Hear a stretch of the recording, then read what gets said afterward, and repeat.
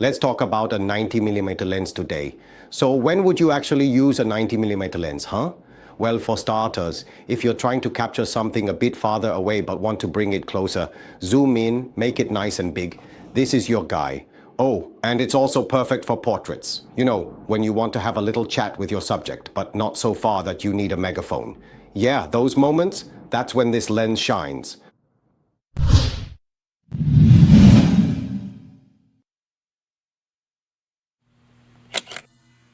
I'm Frankie from M&K Camera. Today, I want to talk to you about a 90mm lens. A 90mm lens isn't something you use all the time, but when you do need it, you can't do without it. That's why most of the time people tend to choose lenses that may not have a very large aperture but are compact and lightweight. Alright, let me introduce you to two lenses today. Both are 90mm f2.8 lenses. As you can see, they're compact and lightweight, perfect for those who don't want to lug around a brick. First up, we've got this one nicknamed Fat Dog. Now, don't ask me why it's called Fat Dog. I didn't name it, alright, but don't worry. I'll explain the story behind it in just a bit. Stay tuned.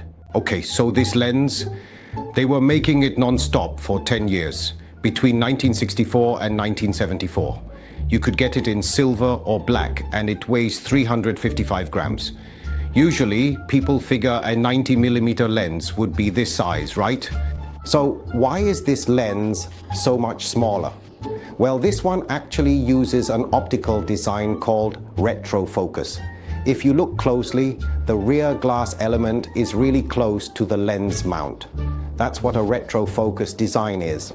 Now, if you look at those others, the glass isn't as close, right? That's why they end up being a bit taller. Having a small lens like this is just so much more convenient when we take it out day to day. And another thing is that the lens is light, only 355 grams.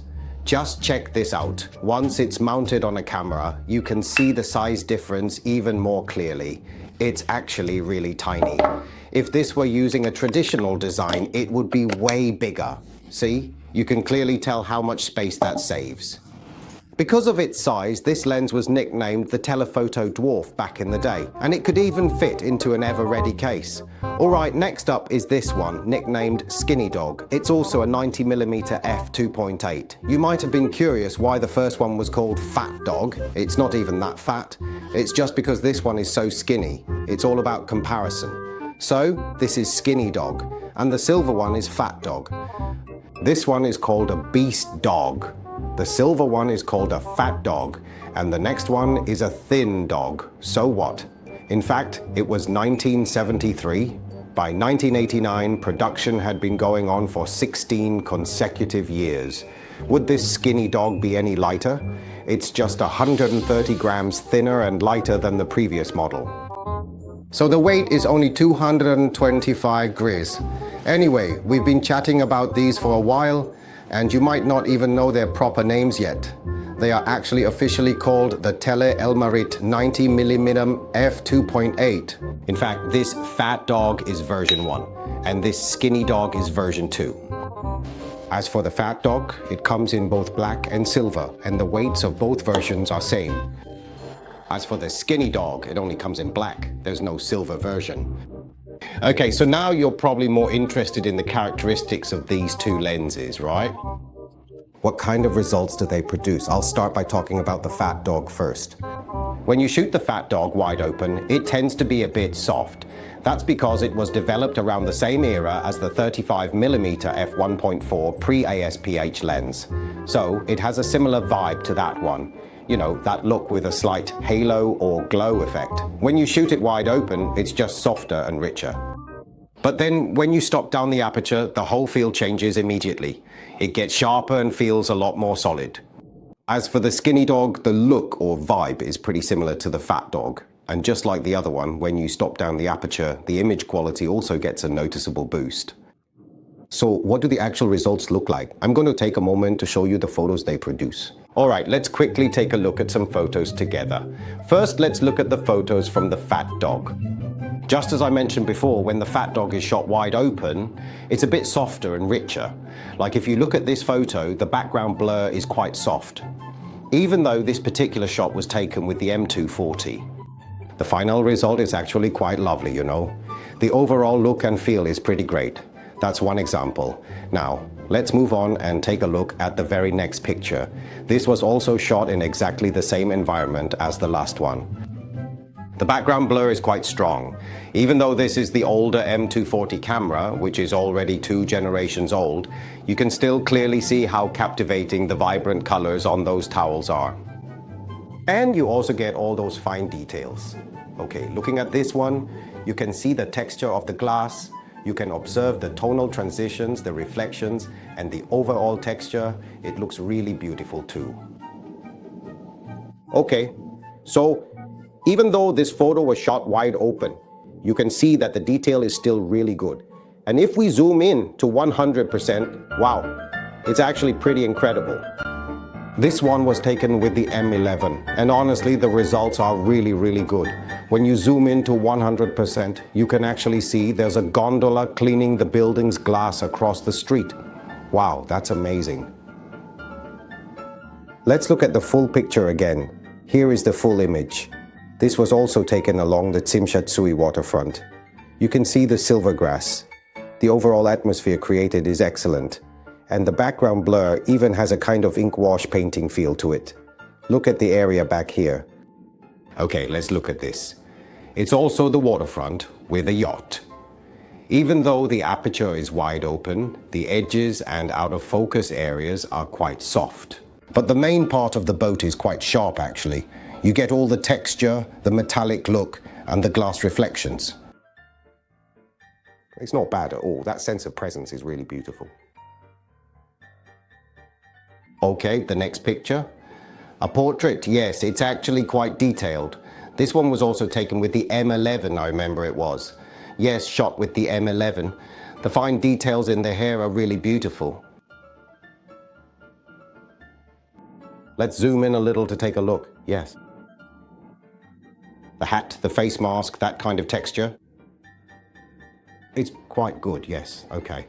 Yes. This portrait, because this is an earlier lens, the grayscale is richer. The transitions, look at the face, and the detail in the hair. It gives you both. The detail and the transitions create a very nice effect. Look, I always say this, once you stop down the aperture, the level of detail becomes seriously high. This is roughly around f/8. Take a look. Let me zoom in a bit for everyone to see. Yeah, it's just that my camera resolution isn't enough. 2400 isn't cutting it. If I could push the resolution higher, I could show you more. Yes, but even looking at the whole picture, you can tell the image is much more solid now. Okay, another portrait. As you look at it, you can see it's a little softer. Look, if you have more facial flaws like mine, this lens is perfect. It's softer and keeps the contrast down. This was taken with the M9 back then. But the eyes are still sharp. Also same place. The images produced by this lens have a very luxurious feel. Okay, all right then. So what we've just seen are the results produced by the Fat Dog. Basically, the colors in these photos haven't been edited. They've purely just had the brightness and contrast adjusted. Okay, so now we're going to switch gears and look at the Skinny Dog, which refers to the second generation Tele-Elmarit 90mm f2.8 lens. Immediately, my feeling is that the whole look is completely changed. Look, this particular shot was taken with the aperture fully open at f2.8. But it's very solid. You can really see it's solid, much more solid than the fat lens. Look at the glass windows, the fine lines. It gives you a lot, okay? Look, this one too. Same location, but shot from a different spot. Yes, let's zoom in a bit and see. Look, this is at 100% now. You can see there are a lot of details, many detailed areas. Yes. Let's zoom out a little bit. It's very sharp. The colors are also, it's very obvious that mainly it's more detailed and the colors are more vivid. Yes, more vivid. Shooting a more distant scene, the level of detail is still there. It gives you that, even though it's a lens from the 1970s. The detail is there. Wow, there are actually a lot of people. This is in the West Kowloon area. You can only see how many people there are after zooming in. Next picture. For example, when shooting a building or the sky, even with higher contrast, the bright areas aren't blown out and the dark areas don't lose their detail. It gives you all of that. This is the Sheikh Center. The Sheikh Center has some special features, the architecture, the exterior wall. The fins have curves. Let's take a look at the curves. It gives a very strong sense of texture, very detailed. It's the consistent Leica style, very detailed. The curves, the transitions are very beautiful. Shooting a bit closer now, the tree roots, you can see the three-dimensional feel is also very strong. The entire tree root just pops right out at you. This picture is the most captivating. Look at that three-dimensional feel. It's really incredible. Each and every one of the pine needles, you can see all the detail. I did stop down the aperture a bit for this one because if it's too wide open, it wouldn't have such a strong texture. And the color is very appealing. The green is very comfortable to look at. It's not that harsh, plasticky kind of green. The effect it produces is very nice. The bright areas, looking at Central Plaza and the buildings in the Tsim Sha Tsui area, the bright and dark areas, all the details are there. The atmosphere is captured quite well. This is Kowloon Park. There are some flamingos. You can also see that area is actually quite dark. I had to use an ISO of 3200, but the legs, the reddish color, it still brings out that color for you. And the bright areas aren't blown out. The detail is very high, and the reflections on the water, in this kind of low light, to still be able to render that color and texture.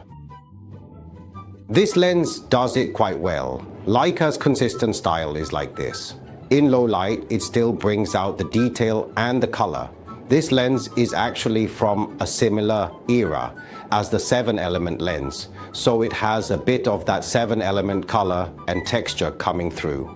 Our 7-element lens is already sky high in price. Many people are chasing after it. And this one, relatively speaking, is a telephoto version of the 7-element lens.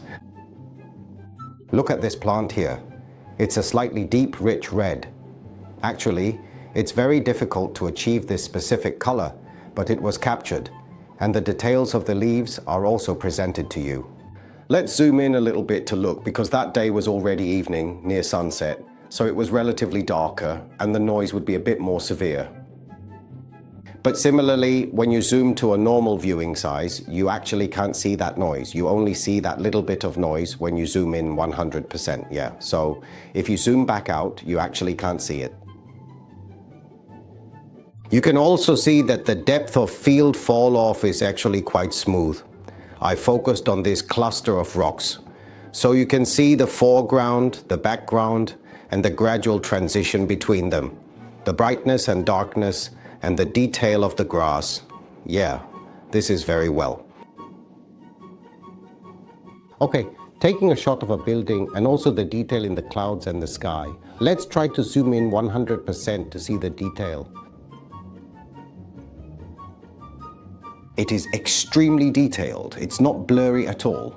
For an optical design from the 1970s, it's actually incredibly impressive. Yes, let's take a look. Wow. Now we're viewing it full size. Okay, but this one wasn't taken with a Leica camera. This one was shot using a Nikon Z7 II. The resulting effect is also quite good, because after all, the lens is the main reason we capture the light and the image itself. The camera just records what the lens provides. This particular photo, though, had a little bit of post-processing done. Well, I increased the contrast a little bit, and in doing so, I brought back some of the texture of the image. This was also taken in the same place. Actually, the colors and the level of detail are both very high. This one is also very good. Okay, so that roughly concludes the look we've given everyone at these photos. If you enjoyed my video, please give me a like and subscribe to our channel. Thank you all for watching. See you next time. Bye bye.